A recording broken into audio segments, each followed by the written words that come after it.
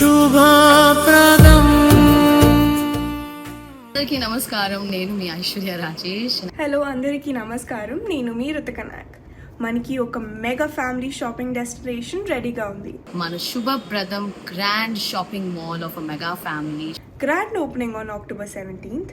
కుంటకాల్లో నేను వస్తున్నాను, మీరు రండి. ఓపెనింగ్ ఆఫర్స్, సర్ప్రైజెస్ చాలా వెయిట్ చేస్తున్నాయి. So what are you guys waiting for? రండి, మనం అందరం కలిసి షాపింగ్ చేద్దాం. Shubhapradam mega shopping mall, family first. See you all there. Bye. Annamayya जिले के हेडक्वार्टर रायचोटी से खबर है। आज यहां यौम पुलिस शोधा शानदार अंदाज में मनाया गया। जिला पुलिस हेडक्वार्टर के अहाते में प्रोग्राम मुनक्किद हुआ, जिसमें रियासती वजीर ट्रांसपोर्ट मंडीपल्ली रामप्रसाद रेड्डी बतौर मेहमान खुसूसी शरीक हुए। उन्होंने जिला एसपी के साथ पुलिस दस्ते का गार्ड ऑफ ऑनर कबूल किया और बाद में पुलिस शोधा की यादगार पर फूल निछावर करते हुए खिराज अकीदत पेश किया।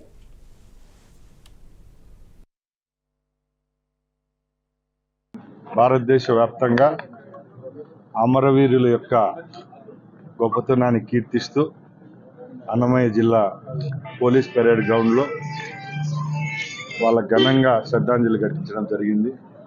మనందరికీ తెలుసు, ఈరోజు మనం సుఖ సంతోషాలతో ఉన్నామంటే పోలీసుల యొక్క త్యాగాలు ఈరోజు రాష్ట్ర వ్యాప్తంగానే కాదు, దేశవ్యాప్తంగా ఎందరో అమరులైన పోలీసులు మన సంతోషం కోసం వాళ్ళ ప్రాణాలు బలిదానం చేయడం జరిగింది.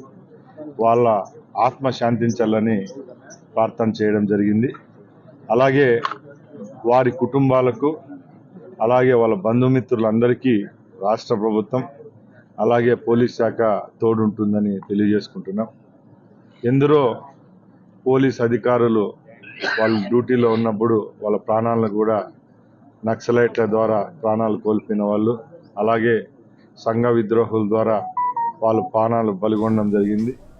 అలాంటి వారి యొక్క సేవలను గుర్తిస్తూ రాబోయే కాలంలో కూడా వాళ్ళ కుటుంబ సభ్యులకైతేనే, వాళ్ళ బంధుమిత్రులకైతేనే రాష్ట్ర ప్రభుత్వం అలాగే కేంద్ర ప్రభుత్వం ద్వారా రావాల్సిన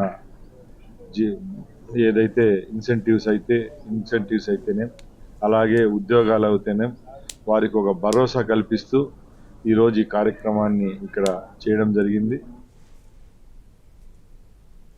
हैदराबाद के जुबली हिल ज़िमनी चुनाव के हवाले से सदर मजलिस मुसलसिल मीडिया के सवालात के जवाब दे रहे हैं। असदुद्दीन अवैसी ने कहा है कि ये इंतखाब हुकूमत बनाने या गिराने वाला नहीं है, बल्कि सिर्फ तरक्की के एजेंडे पर वोटिंग होनी चाहिए।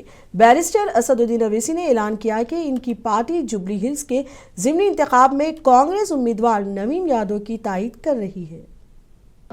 देखिए, जुबली हिल्स में बाई इलेक्शन होने जा रहा है और यहाँ पर मुख्यमंत्री रेवंत रेड्डी है, तो बाई इलेक्शन होने जा रहा है जिससे ना सरकार बदलेगी, ना सरकार गिरेगी, ना बनेगी।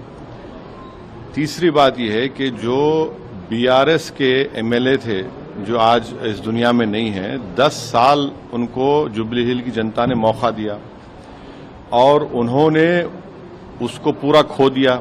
मुख्यमंत्री बीआरएस का, ये विधायक वहां के हैं। आप जुबली हिल के नाम से लोग समझते हैं कि बड़ा पॉश इलाका है, ऐसा नहीं है। बहुत स्लम्स है और वहां पर हर वार्ड में कोई डेवलपमेंट का काम उन्होंने नहीं करवाया, बल्कि उनके दौर में कई लोगों पर तकालीफ दी गई, कई लोगों को डराया धमकाया गया और खुद उन्हीं के पार्टी के कई लोग विधानसभा छोड़ के चले गए थे। तीसरी बात यह है कि डेवलपमेंट के नाम पर वहां पर वोट पड़ना चाहिए। चौथी बात यह है कि हम अपना कैंडिडेट नहीं खड़ा कर रहे हैं, वहां पर एमआईएम पार्टी का कैंडिडेट नहीं होगा, बावजूद इसके कि 2 वार्ड में हमारे म्युनिसिपल कॉर्पोरेटर कामयाब हुए वहां पर। और हमारा जुबली हिल की जनता से अपील यह है कि ये बाई इलेक्शन है, कोई सरकार गिरेगी ना बनेगी। हम जुबली हिल के 3,98,724 वोटर से ये अपील करते हैं कि आपने 10 साल बीआरएस के एक उम्मीदवार को मौका दिया, वो बीमार थे 2023 के विधानसभा के चुनाव में और बीमारी की हालत में भी गैर जरूरी बीआरएस ने उनको अपना कैंडिडेट बनाया। मगर अब की बार वो एक जुबली हिल की डेवलपमेंट के लिए तमाम वोटर से अपील कर रहे हैं कि वो एक नौजवान नवीन यादव को अपने वोट दें ताकि वो जुबली हिल में डेवलपमेंट ला सके। इलेक्शन कमीशन ऑफ इंडिया ने जुबली हिल्स असेंबली ज़मीनी इंतखाब के लिए 3 सीनियर अफसरान को बतौर मुबस्सिर मुकर्रर किया है। शफाफ और मुनसिफाना तौर से चुनाव के इनेकाद को यकीनी बनाने के लिए 3 सीनियर अफसरान का तकर्रुर अमल में आया है। ये मुबस्सिरीन इंतखाबी अमल के मुख्तलिफ पहलुओं की निगरानी करेंगे, जिनमें उमूमी इंतजामात, कानून व इंसाफ और इंतखाबी अखराजात शामिल हैं।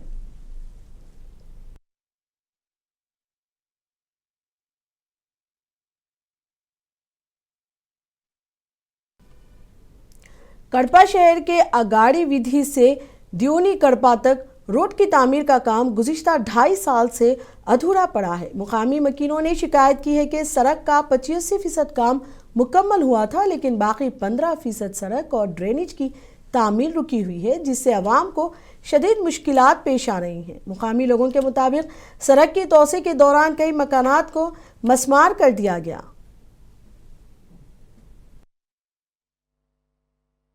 ये केसी कैनाल का देवन कड़पे का रोड 90% कंप्लीट करके 2% छोड़ डाले ही कमिश्नर साहब। ये बहुत तकलीफ होती है इधर की पब्लिक को। आयशा स्कूल कॉलेज है, इधर बच्चे जाने आने बहुत तकलीफ होती है। बारिशों के दिनों में और तकलीफ हो जाती है। ये ख्याल करके ज़रा रोड पूरा करे तो बहुत अच्छा रहता है पूरे महल्ले उनको। इधर लेटरिना को भी फोड़ डाल गया है, वो लेटरिना बनने देते नहीं है। अभी थोड़े लेडीज को बहुत तकलीफ है इधर। वो कड़पा जिले के पुरुदुटूर से खबर है। वाईएसआर कांग्रेस पार्टी के साबिक एमएलए राचामलू शिवा प्रसाद रेड्डी ने इल्जाम आयद किया है कि तेलुगु देशम के काउंसलर मुकामी नौजवानों को सुपुर्द के लिए गवाह ले जा रहे हैं ताकि उन्हें करीब की दुनिया में ढकेल दें। उन्होंने आवाम से अपील की कि वो ऐसी सरगर्मियों से अपने बच्चों को दूर रखें। ప్రత్యేకంగా ఎస్పీ గారికి పోలీస్ వ్యవస్థకి విజ్ఞప్తి చేస్తా ఉన్నా. క్యాష్నోకి సంబంధించి ఈ నెల 23, 24, 25 ఈ 3 రోజులు అక్కడ జూదము, మద్యము, వ్యభిచారం అన్నీ చేయడానికి యువతకు అన్ని కొనుగోలు, టికెట్లు, ఫ్లైట్లు కూడా చెప్పిన. Kadapa to Goa, Hyderabad to Goa, Bengaluru to Goa దగ్గరలో ఒక ఎయిర్పోర్ట్, ఫ్లైట్ నెంబర్ కూడా చెప్పిన, 91 ఫ్లైట్ నెంబర్, సమయం కూడా చెప్పిన. आंध्र प्रदेश के वजीर नारा लोकेश ने ऑस्ट्रेलिया में सी फूड इंडस्ट्री के नुमाइंदों से मुलाकात की और उन्होंने दरख्वास्त की कि आंध्र प्रदेश की सी फूड इंडस्ट्री के लिए नेटवर्किंग और इश्तराक को फ़रोग दिया जाए। नारा लोकेश ने जोर दिया कि एक्वा प्रोडक्ट्स के मेयार को बेहतर बनाने के लिए बाहमी ताउन ज़रूरी है और आंध्र प्रदेश समुद्री मसनूआत की बरामदात में सबसे अव्वल है। कर्नाटक में आरएसएस तनाज़े पर कांग्रेस लीडरान के बयान सामने आ रहे हैं। एमएलए प्रदीप ईश्वर ने वजाहत दी है कि हुकूमत सिर्फ सरकारी तालीमी इदारों के क़वायद पर अमल कर रही है और किसी तंजीम पर पाबंदी नहीं लगाई गई है। सरकारी स्कूलों में तालीमी सरगर्मियों के अलावा और कोई दूसरी सरगर्मी नहीं होनी चाहिए और इस हवाले से कानून साल 2013 में उस वक्त के वजीर आला जगदीश शेट्टर के दौर में बनाया गया था और मौजूदा हुकूमत सिर्फ इसी कानून पर अमल दरामद करा रही है।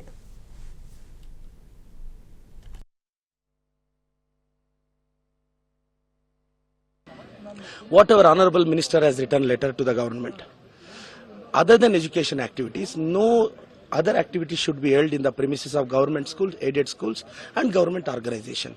The law, it was framed in 2013 when Jagdish Shettar sir was a CM of the state, headed by, it was a BJP government. So we are implementing the law. Being a representatives, being an MLAs, being a ministers, don't you think shall we implement the law? We are implementing the law. BJP people simply criticizing us. We are not banning only. Nizamabad encounter में हलाक शेख रियाज की आज बाद नमाज फजर तदफीन अमल में आई। सख्त हिफाजती इंतजामात के दरमियान रियाज को दफना दिया गया। तेलंगाना के निजामाबाद में 17 अक्टूबर की रात पुलिस कांस्टेबल प्रमोद को चाकू से कत्ल करने का शेख रियाज पर इल्ज़ाम है। रियाज का हॉस्पिटल में एनकाउंटर कर दिया गया था। तदफीन मंगल की फजर में अमल में लाई गई। तदफीन में सिर्फ घरवाले और करीबी रिश्तेदार मौजूद थे। बताया गया कि निजामाबाद के गवर्नमेंट जनरल हॉस्पिटल के मुर्दाखाने में रियाज की लाश का पोस्टमार्टम निसफ शब 2 बजे तक जारी रहा। ज़राए के मुताबिक रात तकरीबन 3 बजे सख्त सिक्योरिटी के दरमियान मैयत को हॉस्पिटल से बाहर मुंतकिल किया गया और बाद में पुलिस ने मैयत को घर वालों के हवाले कर दिया।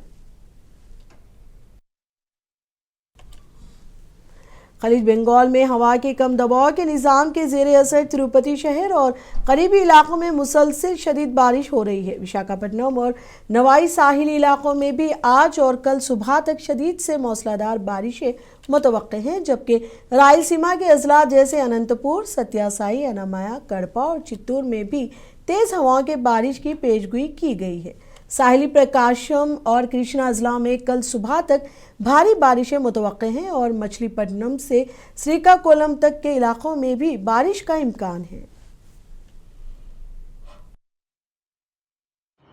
ఇక రాబోయే 24 గంటల్లో పశ్చిమ వాయువ్య దిశలో పయనించి ఈ సుస్పష్ట అల్పపీడనం రేపు మధ్యాహ్నానికి వాయుగుండంగా ఏర్పడి నైరుతి బంగాళాఖాతం దానికి ఆనుకుని ఉన్న పశ్చిమ మధ్య బంగాళాఖాతంలో అనగా ఉత్తర తమిళనాడు, పుదుచ్చేరి మరియు దక్షిణ కోస్తా ఆంధ్రప్రదేశ్ తీరాలకు కొంత దూరంలో ఉండే అవకాశం ఉంది. తదుపరి 24 గంటల్లో అది మరింత పశ్చిమ వాయువ్య దిశలో పయనించి ఉత్తర తమిళనాడు, పుదుచ్చేరి, दक्षिण आंध्र प्रदेश तीराలకు कर्नूल शहर के बंगुला बाजार रोड पर एक कपड़ों की शॉप में भयानक आग लगने का वाकया पेश आया। फायर सेफ्टी महकमे के मुताबिक शॉप में कारोबार के दौरान इन्वर्टर में शॉर्ट सर्किट के बाद शोले भड़क उठे। हादसे के वक्त शॉप के अमले और ग्राहकों के बर वक्त बाहर निकल जाने से कोई जानी नुकसान नहीं हुआ।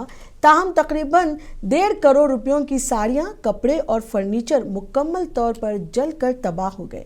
आईनी शाहिदीन के मुताबिक आग शॉप के अंदर तेज़ी से फैली, साड़ियों के रेस को अपनी लपेट में ले लिया और मुख्तसर वक्त में पूरा स्टोर शोलों की लपेट में आ गया। फायर ब्रिगेड के एहलकार मौके पर पहुंचे तो घंटों तक कोशिशों के बाद आग पर काबू पाया जा सका। आपको रखिए बाखबर, देखिए मुनसिफ टीवी, लाइक कीजिए, शेयर कीजिए और सब्सक्राइब कीजिए। स्क्रीन पर दिया गया बेल बटन जरूर दबाइए।